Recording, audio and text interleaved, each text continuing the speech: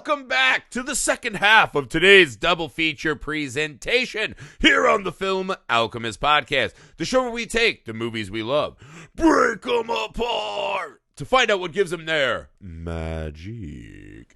I'm your host, Josh Griffey, joined as always by my friend, co-host, and teenage boy who likes to use that stick an awful lot. Dude, come on, Alex Tandino, you dick. That was not nice. You'll see later. That was very uncool. I refuse to apologize because awesome joke. Neither here nor there. Huge surprise there. No, I do apologize. Alex has never hit anyone with a stick unless he had a safe word in place and an agreement beforehand. Neither here nor there. Might as well just call you Idris. How fucking dare you. All right. Just guys, throwing him. Before we just keep diving into whatever the fuck's happening right now, a little business. It's official. Your friends here at the Film Alchemist are on patreon.com/Film Alchemist Pod. Today's very double feature was selected by patron and friend Mason. If you guys want to get in and have more control over what kind of content we're doing, if you want to get extra content, we have a growing, ever-growing, awesome Patreon-exclusive library of episodes that our patrons have selected or voted on. They get a select double features. They get commentaries, mini-series we're working on. We work extremely hard to make sure that the Patreon is worth your time and support. So if you are able, even $1 a month, you can join the community and help support the show. It means the world to us. So for those of you who already support us, thank you. For those of you who are about to or want to, thank you as well. The YouTube is Film Alchemist. Go there and see these faces. You can email the show, filmalchemistpod@gmail.com. You can find us on all the social media you're on. We're easy to get a hold of. Feel free to reach out and chat us up. Also, something easy, free that you can do to help the show. Leave that 5-star rating and review wherever and everywhere you find podcasts. Help us defeat these goddamned algorithms that won't let us come out of our houses. And we appreciate all the support. All right, man. A little bit of levity. Then we got to bring it the fuck back down. For the second half of the goddamn what a horrible day double feature selected by Mason. So episode 1 of Mason's double feature, Waltz with Bashir, is available if you're hearing this. You can listen to them both today and enjoy yourself very much. Hopefully the pods are enjoyable. The movies are enjoyable, if not heavy, and very serious of content. So today we did Waltz with Bashir. Today's episode, The Breadwinner, right? I don't want to say that this is a more easygoing movie, because it certainly is not. What this movie has going for it is a youthful point of view that leads us to believe that amazing children who have such character and bravery, families that really believe in each other, right? That choose to author their own stories in difficult times can make the world a better place. That is something nice that is an addition from Waltz with Bashir. It allows you to sit back and enjoy the storytelling from a little bit more comfortable of a position than the previous movie. All the while, the stakes and the danger and the teeth of this movie are still omnipresent. So, Alex, I've seen a lot of movies from this studio. I'm not even sure what the fuck it's called, but this is Secret of Kells, Song of the Sea. What else we got? Wolfwalkers was great. I think I've seen all their movies now, and they're really wonderful, man. So this one was no exception. So walk us through your opening thoughts on The Breadwinner. So the animation studio is actually called Cartoon Saloon, just so you know. Really? Yes, that is Cartoon Saloon. They are not the kind of hipstery title I thought we would be getting. Well, they're in Ireland, so they don't have to deal with that bullshit. Yeah, I mean, The Breadwinner is based on a novel by Deborah Ellis. I've never read the book. Mm-hmm. I can tell you, the movie itself was. There are a lot of stories like this. I don't know if you feel like this. Yeah. There are stories of this ilk that are either like all of them are well told. Like I don't know what it is it's a about less this. sanitized Mulan, right? Disney did this kind of movie. There's a lot Yeah, of this yeah. tale. I mean, yeah. that general idea, but like more importantly, like from this particular part of the world, I feel like I've seen more than one story like this. Not just in real life, but like in this sort of fictional, nonfiction narrative way. The Breadwinner really is like kind of top notch, man. Like as far as just like fucking those rules. kinds of stories, like it's it just so absolutely just kicks ass. it's so beautiful. Like it starts in such a beautiful place, and yeah, for being a story that is so terrifying. Like I mean, like that I think is probably the only way I can describe it. Like from the moment Parvana's dad gets taken, like just like I don't know about you, but just like my heart's like beating in my throat. Like that is like the kind of stuff Even before, man, this movie's fucking gnarly intense. Yeah. Like so I mean, and again, I'll preface this. I don't know anything about geopolitics. We are geopolitically moronic. Yeah. Geographically foolish. So we're talking on a narrative level, yeah. Yeah. I have tangential understanding because I read synopsis and like notes. My All family I know is that is Middle Eastern and lives in the Middle East, and my knowledge is still very small. Right. Like I know specifically this takes place in Kabul during the Taliban's rule over Afghanistan. Mm-hmm. That is my knowledge. So that is like the breadth of it, and that's all I got. Having said all that, it's terrifying to imagine living in a world where you need a man to walk around with you. And I don't fully understand that at all.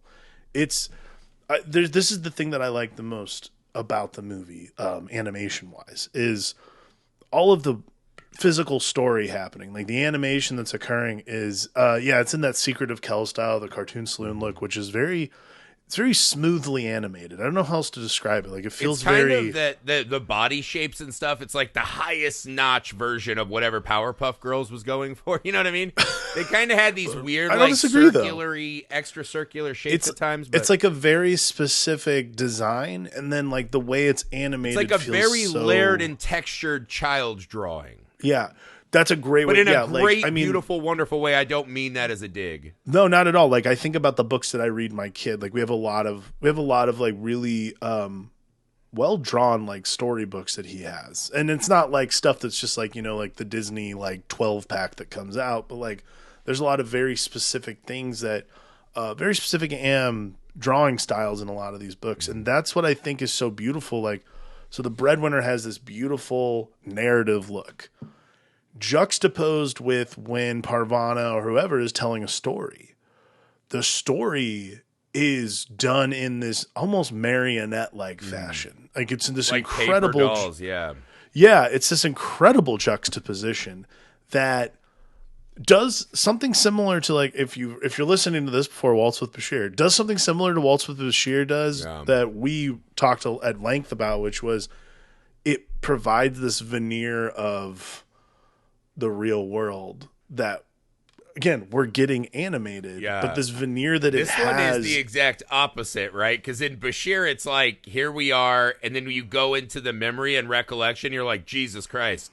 In this movie, you come into this happy, like, paper marionette world, and you're like, oh, thank God.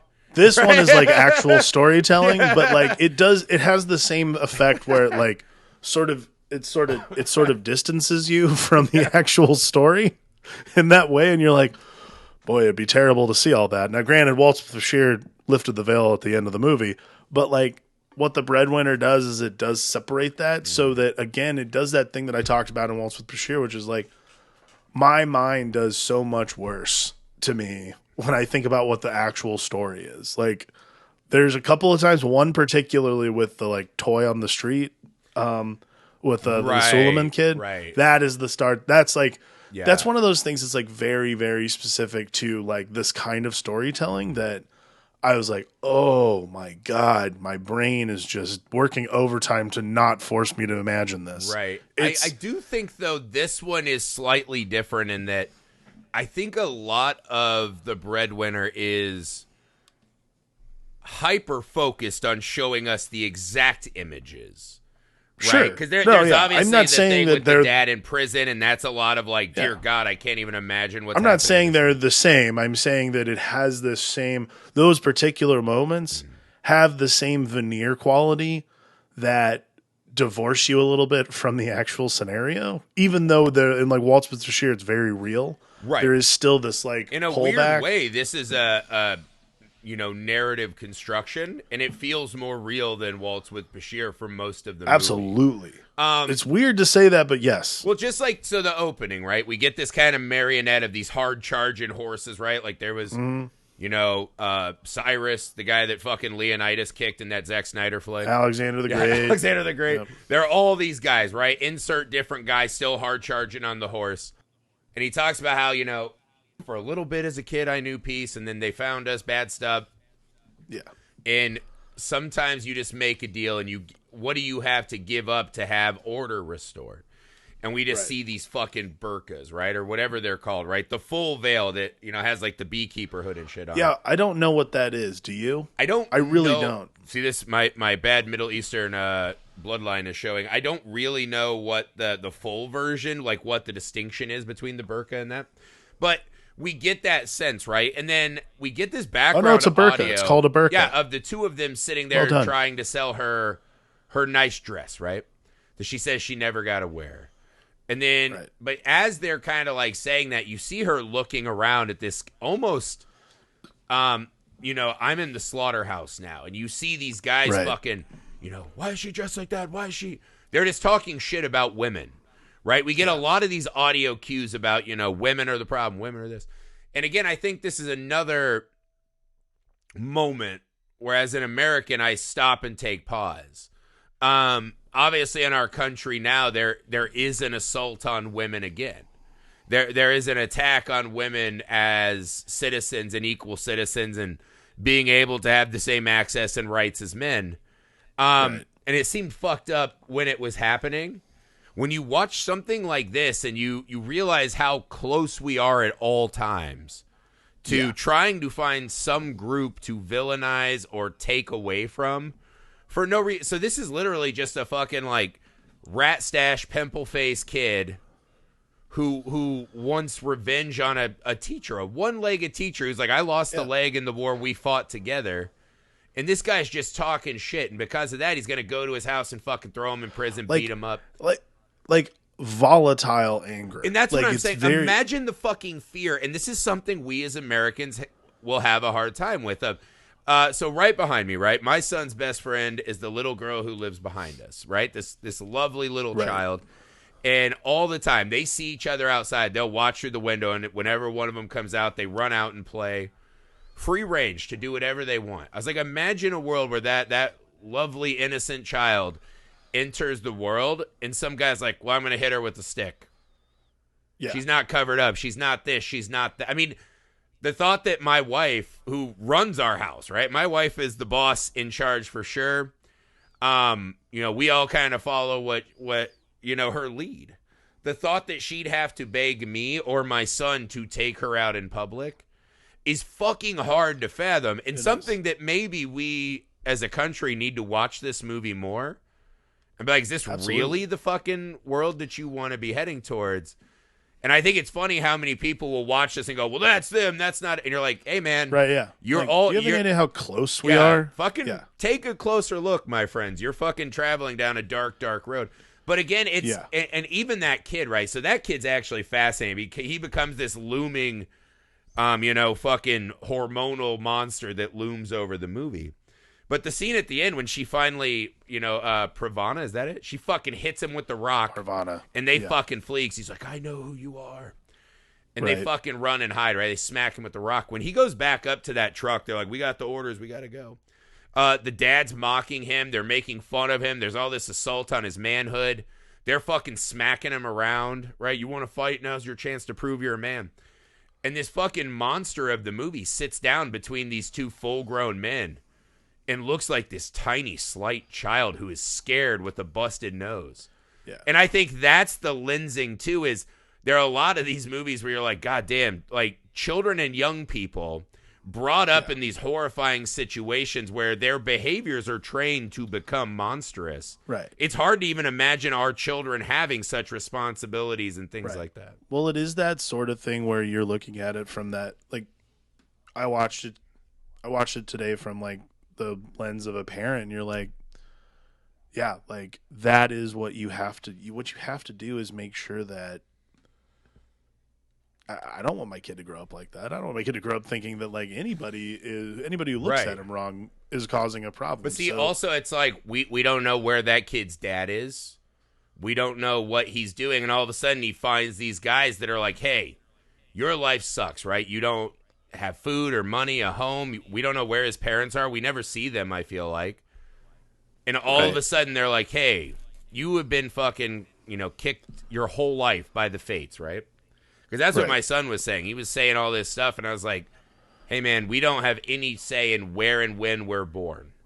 So I'm like, if you're watching this, and he just kept being confused, he's like, what? Like, what is happening? I'm like, yeah, you got lucky that you get a backyard where you can run around in and whatever. Some people aren't. And in that kid, all of a sudden, someone says, hey, man, do you want some power? And he goes, yeah, I want power and respect and food. And then they're like, but to get that, you got to fucking bully and pulverize. These women are the ones that were making your life bad. And you see how these fucking horrible, monstrous attitudes are formed.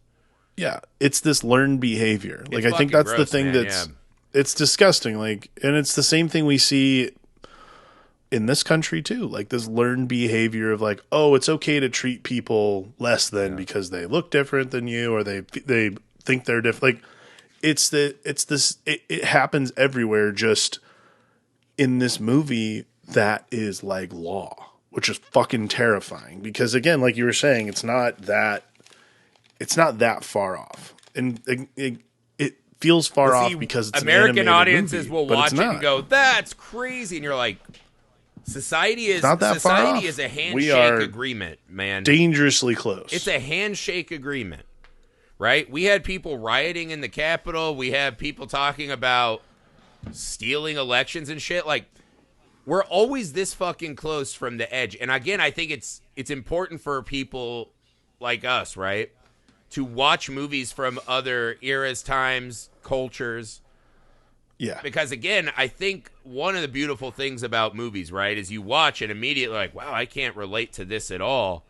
And by the end of the movie, you're like, this is exactly the same space we all occupy, right? The culture's different, the geography's different, but at the end of the day, it's a family trying to save each other and have some fucking food and a roof over there. So I think we break down those fucking obvious kind of surface level things that seem different and alien, and you just get to the meat of it.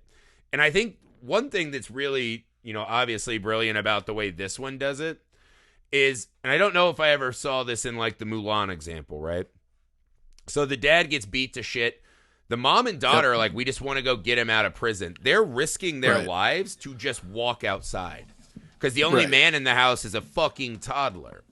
So they go to the jail, and even that moment, right? No pictures. Like, that fucking blew my mind. So rips it up. She's trying to save the picture, and this guy beats the shit out of the mother. Yeah. She's going to get her husband. She has resolution. She's like, just take me home. And when she crawls in bed next to the baby and she's fucking bruised and battered, they're trying to get her to eat.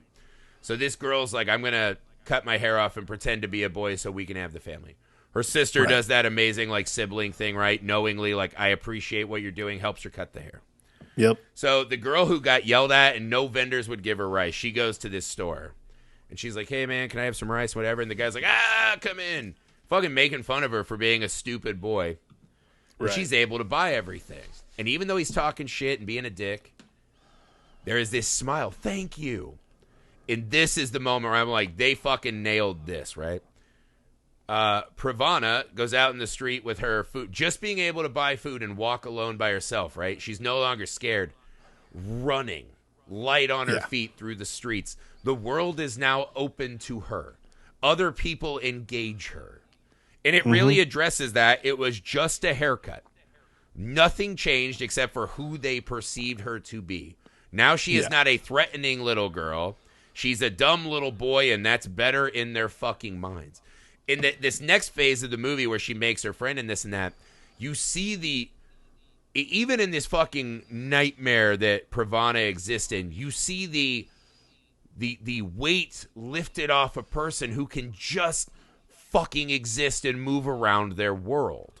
In that moment, I think, is so much more well landed in this than some of its comparable other tales. No, totally. I agree. I mean, that is in other stories of this ilk, I think a lot of the time what you'll see is like constant concealing. Like constantly having to be like, oh, someone's gonna figure it out. Like have it in the fucking the fucking Let's Get Down to Business song in Mulan. It's literally one of her side beats. This is so like beautiful. Like it's this moment of really like, but also terror. Like, but also again, like it's this beautiful moment of like elation mixed with like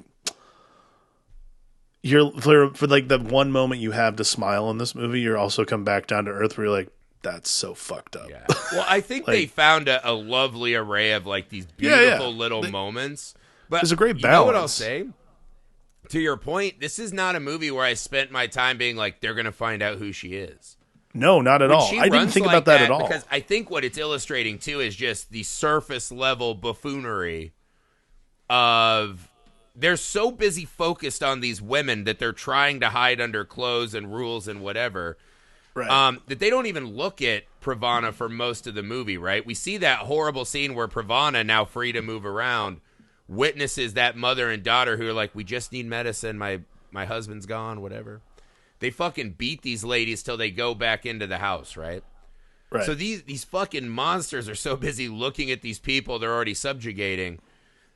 A haircut is just a free pass to do whatever you want. You don't fucking register because they've got other people to fucking torture.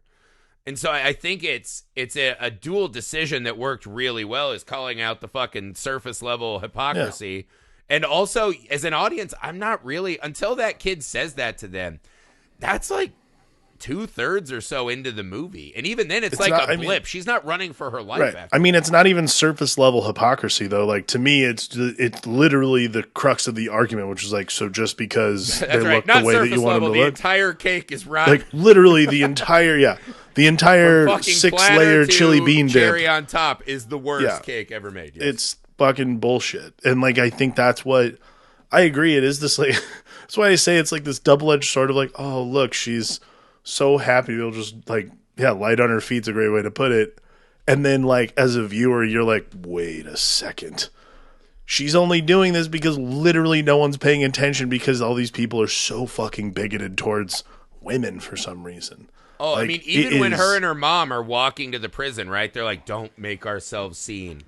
And there are just these two old fuckers in this one shot, right? Right before they talk to the guy who's like, go through Old Town or you'll get busted. I was just about to say, they tell him to go through fucking Old Town. So a lot of the guys even know, right? These are people they've known or in their neighborhood. They have mothers, wives, daughters, right? This is a cultural shift that they're not a part of, but they acquiesce to out of fear. But there's just these two old fucking whitebeards on a rug like, hey, just like, this is a chance for us to throw fucking darts. And you get this sense that there is this misery amongst this group, right? These men that feel like they're not powerful enough, respected enough, wealthy enough.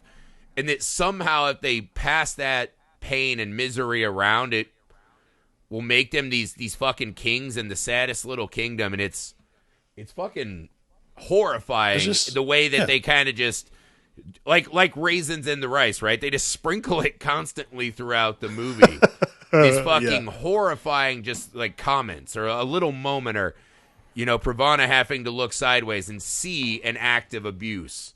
So even though it's omnipresent, it doesn't feel like the driving force of the movie. It is about this child unbound by gender constructs, whatnot, going out in the world and being like, what can I do? Like the boy in the story, right? Looking in the mirror, seeing the beast behind, but saying, what am I? How am I going to help my family and do this and that? And I really found that to be very emotionally resonant, right? Like I love the beats in the house, right? This kind of wonderful, just easy interaction between her and her sister that's catty, but from a place of love. The little brother, like the family bond is so thick and easily achieved in this.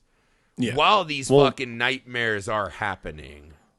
Yeah. I mean, I think I like this child just being like, what if I erase all the fucking horse shit around me and I get to decide what's up? Right. Which is a child's naive dream. I think you could even argue by the end of the movie, but fuck, you want it to be true. Yeah, I mean, you I want think it to be that way.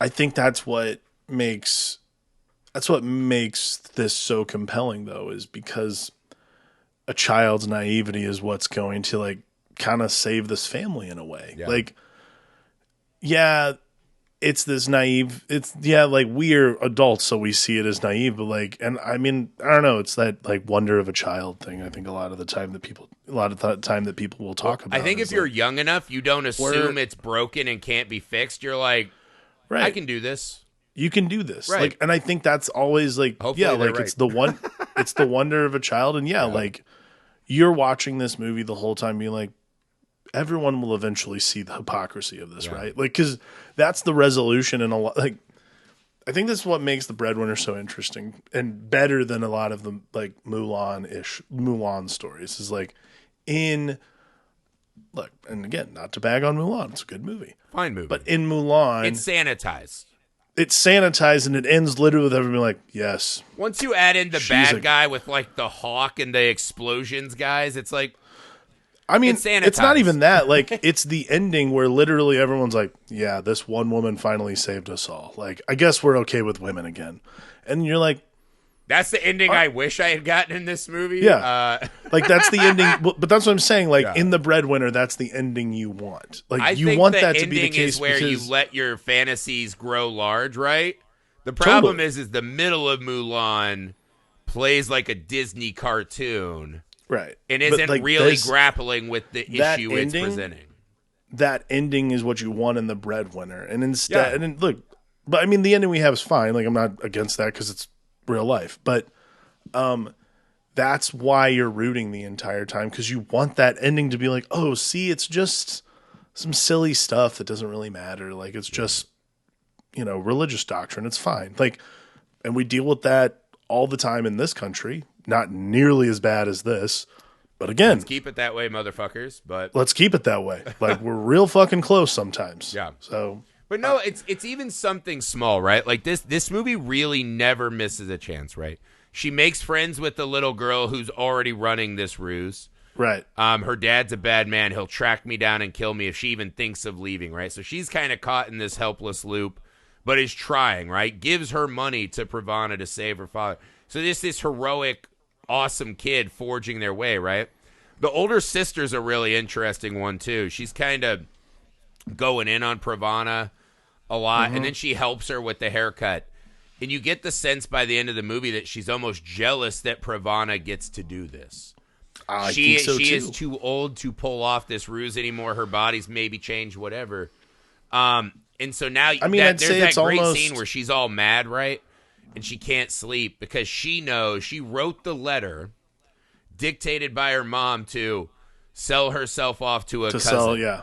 And so you watch her saying, fuck, that's what I get to do. Whereas Pravana's out there being a storyteller of her own life and she's not allowed to do. And I just think there's so many interesting character moments like that. Well, I feel like that's almost what it is it's that, I think the sister's name is Soraya, but like either way, like the jealousy is more about, it's not necessarily about the adventure. It's more about like, this is the dangerous, risky thing that the adult, like the older sibling's supposed to do. She wants to be an author of the life as well, but she is not. Her and the mother are more trapped, right, by the constructs that they exist in. Sadly, absolutely.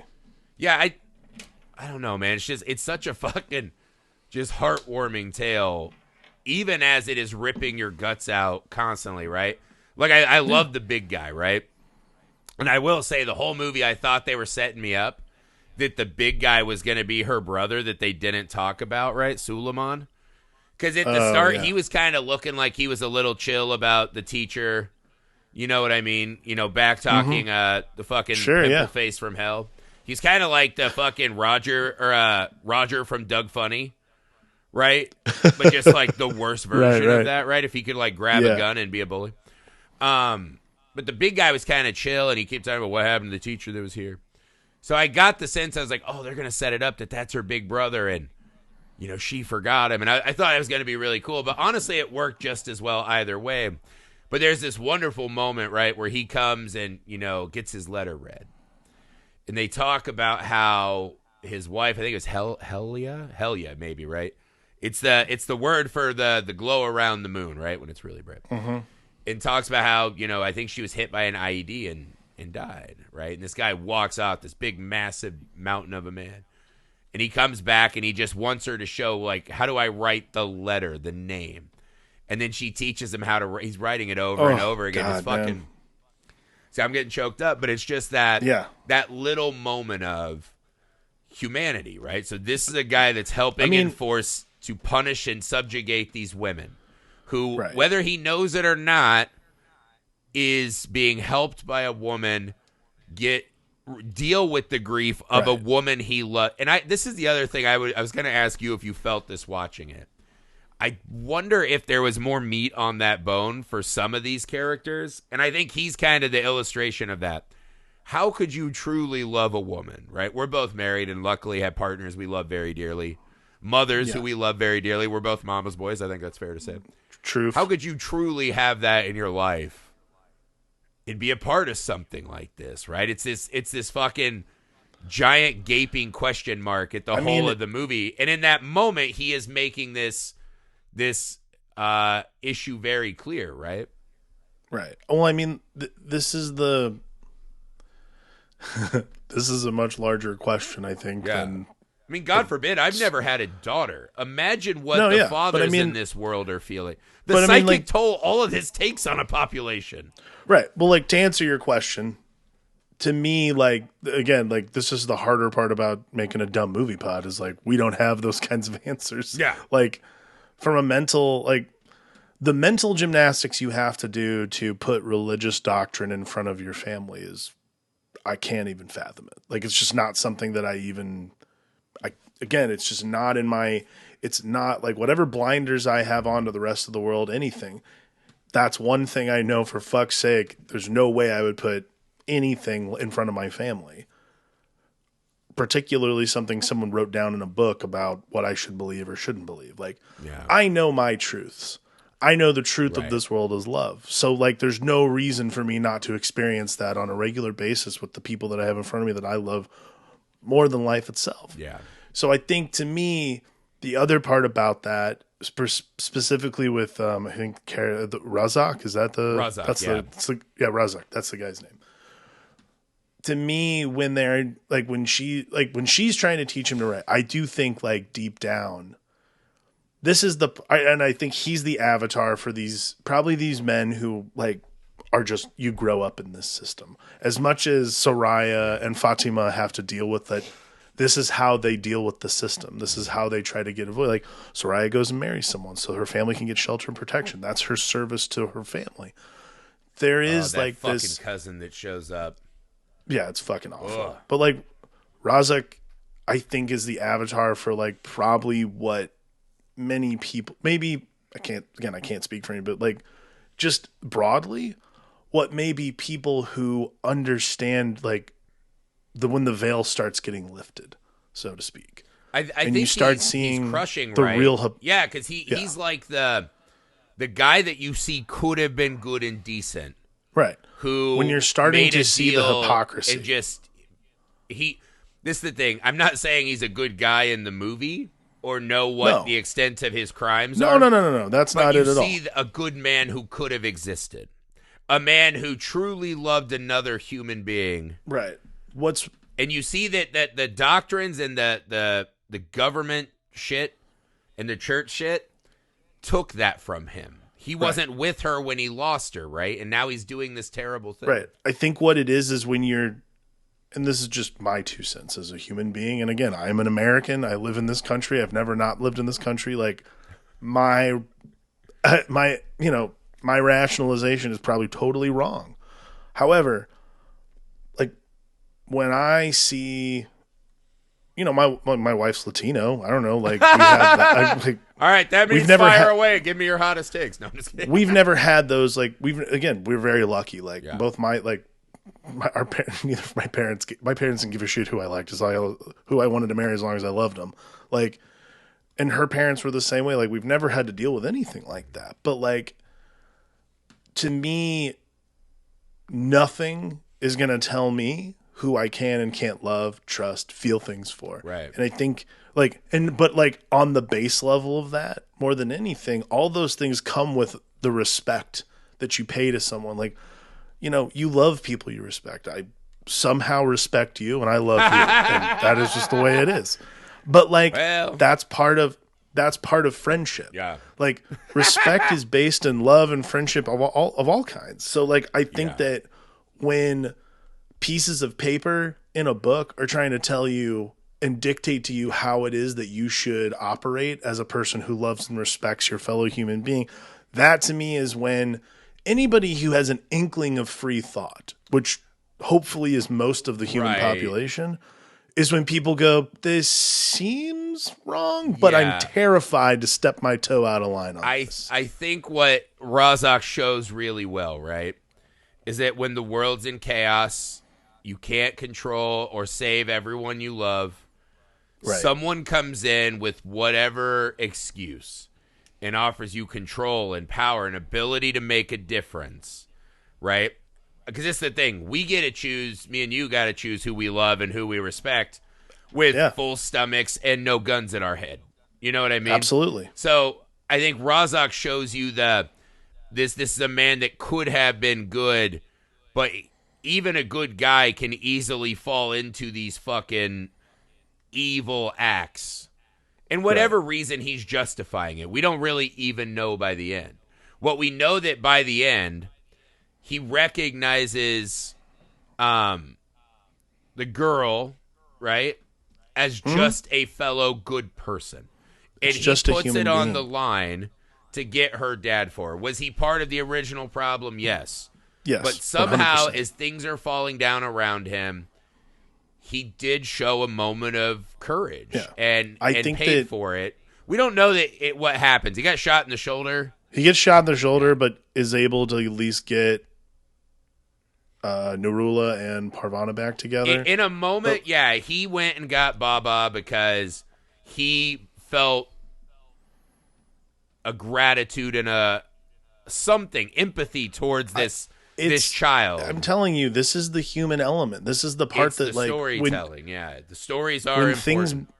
When things break through, and when things break through, and when they're put to you in a way that, like the storytelling, this is what makes stories provocative and important, and sometimes they can be misinterpreted. But this is what makes people think is like, if that story, which is a simple story told by a child, can tell me so much about myself, why can't I decide to be this person instead of the person I was? Like, to me, Razak absolutely is part of the problem, but also at the end of the day, you do see this glimmer of he is trying to be better. You see that Pravana or Atash, as they're going by, through their being a better person, is able to affect that. That is a small change. Not the societal change that's needed, but it's the start. It's the kernel. You remember in the story, story, right, where it's, the Elephant King and his minions take all the shit. And the boy stands up, and he goes, I'm not afraid of you. And all the villagers were crying, but then they laugh at him. And he's like, whatever, I'm going to go out and fucking get these mythical quests done, and through my goodness, I'll find all the fucking shit I need. And that ending at the prison is fucking gnarly. Where, kind of watching these crimes happen, right? These people dragged out and shot, watching, praying her father's coming, right? And she just goes, is it Solomon? Solomon, keep going. Use the mirror to blind them. Use the net to ensnare them. Keep going, keep going. But at the end, the third thing that stops the Elephant King is her story. Talking about, I am Solomon. This is me. My mother was a writer. My father was a teacher. My sisters fought. I grabbed a toy. Whatever, right? That is a devastatingly brutal way for us to realize what happened to the brother It calls back to that moment when the mom is beaten to shit and can barely eat after her incident, and she sees Pravana with the haircut. And the moment of happiness for her, the happiest we've seen her in the movie after this traumatic beating, is seeing her daughter, who looks exactly like the son she lost, and saying how much she reminds him of this dead child. It's like, what the fuck? Like, this is the kind of shit, like, we are lucky that we cannot relate to that as well. But she likes Solomon in the narrative, right? The fable plays parallel to what she's doing. Right. By telling her story and being this noble, good person that no matter what this world's doing, I'm going to not be afraid of you. I'm going to look it in the eye and make this shit happen. If the Elephant King is Razak or whoever, she is making change. The mother grabs the fucking flaming stick and says, you will not take us, right? She is grabbing control. So in all these small moments, right, takes the burqa off to stare this fucking cousin in the face, who grabs a knife, right? Like, he's going to kick it up a notch. And she's like, fuck off. Like, I'm not letting this happen. And so it's just this, like, roiling, intense orchestral moment where we jump between these people and see how they react when war is here. Everything is breaking down and the true colors are going to come through. I mean, oh God, dude. It's fucking horrible, man. Honestly, that ending is crazy just how beautiful and horrifying this movie is in almost every scene at the same time. It's just one of those things where, like, when you realize that, this can't be, like, when it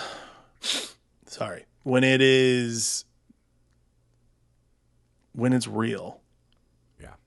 And you see what's happening to these people, you also realize, like, this is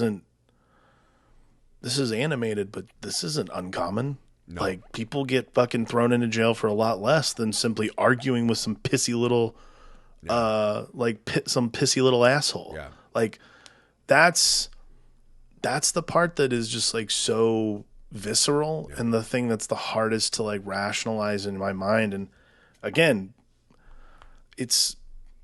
I'm thankful that I live here.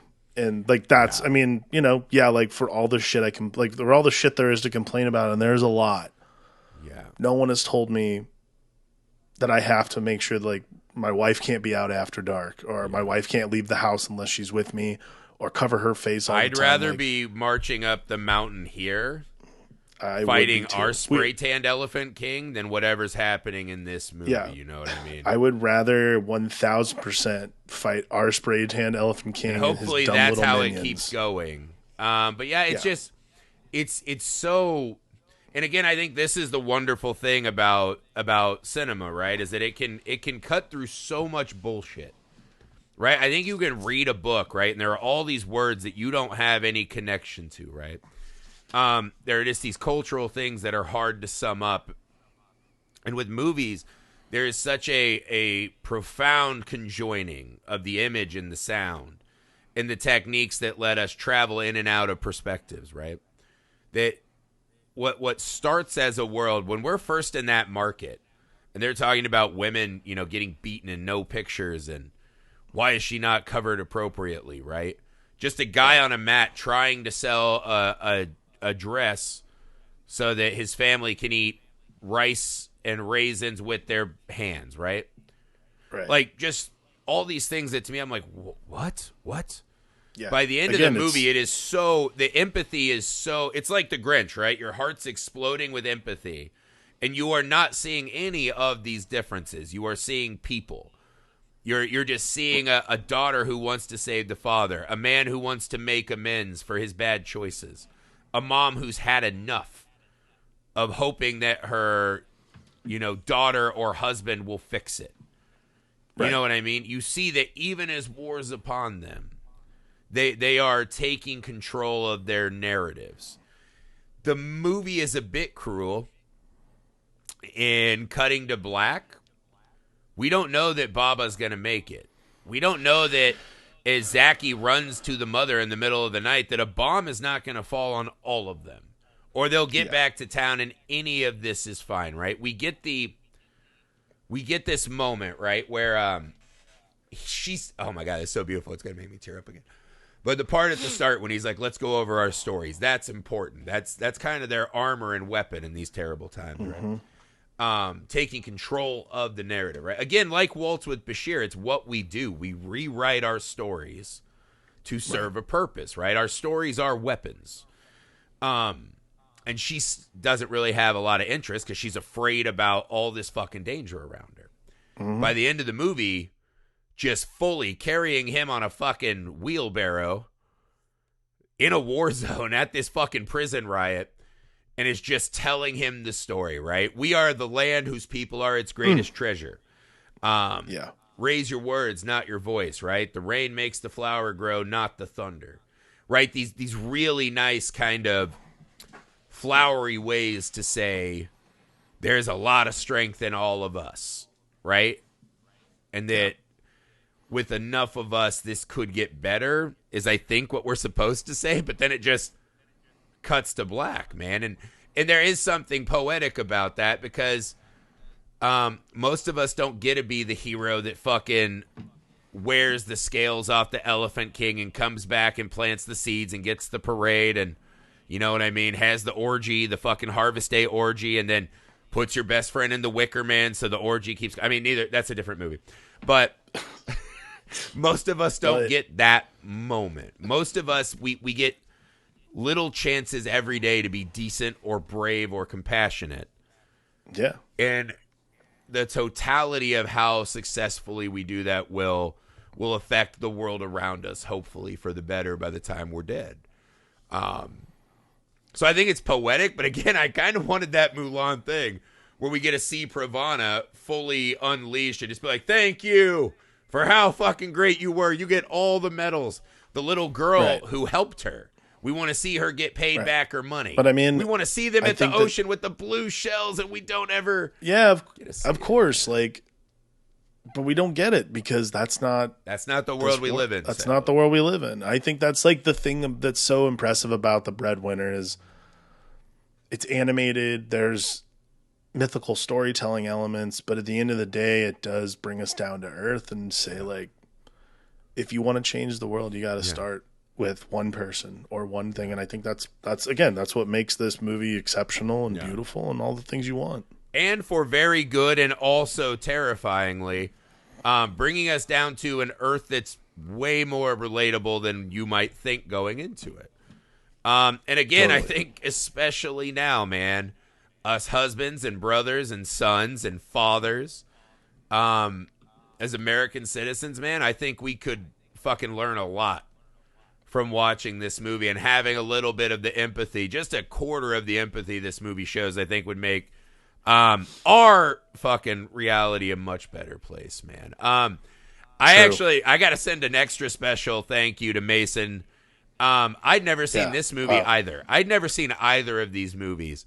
I hadn't seen The Breadwinner yet. This was fucking beautiful. This movie was just a fucking absolute jaw dropper for me. Waltz with Bashir was great too. It's just a really amazing, it's a really solid double fucking feature day of movies, right? Like these are the kind of movies that you don't just passively watch. These really dig into the fucking pay dirt of humanity.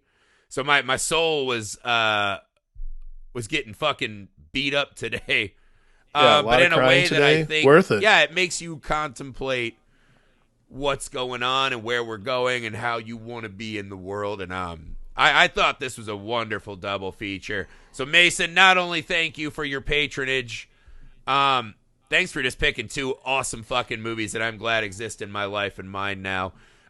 So guys, if you want to be like Mason and have a double feature, if you want to have a say in the movies we talk about, if you want more of us, which hopefully you do, please God, don't make us Elephant King our way over to your house because there's two of us. There's two elephants. That's 4 tusks, so beware. We'll take all your seeds. No, just kidding. We don't want your seeds. We just want a little bit of your support and time, if you can, on patreon.com/filmalchemistpod. Mason is one of our awesome patrons. He is the one who brought this amazing double feature to us. So make your voices loud and proud over here with us. We appreciate any support, guys. Even $1 a month can help the show out. So thank you so much for all your support, guys. If you're about to, thank you. If you can't financially support, we understand, man. If you'd be so kind, leave rating and reviews everywhere. Tell your friends. Share the show on social media. Not everyone has even an extra $1 a month, man. We get it. But we would still appreciate those other ways to help out. And even if you can't, man, thank you more than anything for your time. This has been a wonderful, if not emotional, day of movies. I hope you guys have enjoyed it as much as we have. Again, special thanks to Mason for the selections. So we'll be back. Next month is the Pod Delights Dandino. This is the month of Alex's birth, when the little Italian meatball critter formed out and began his takeover of this planet's atmosphere. So we will be doing movies selected by his wife, his mother, and myself to praise and honor our dear friend and beloved co-host, Alex. Just praise, no honors. And honors. All kinds of good stuff. It sounds weird at the end of this movie to be talking about this kind of stuff. Yeah. Or just like Still a hearty handshake and a pat on the back. A thank you for spending your time with us. I'm down for that. That's good. All right. We'll see you guys soon enough. For the film Alchemist, I'm Josh Griffey. I'm Alex Dandino.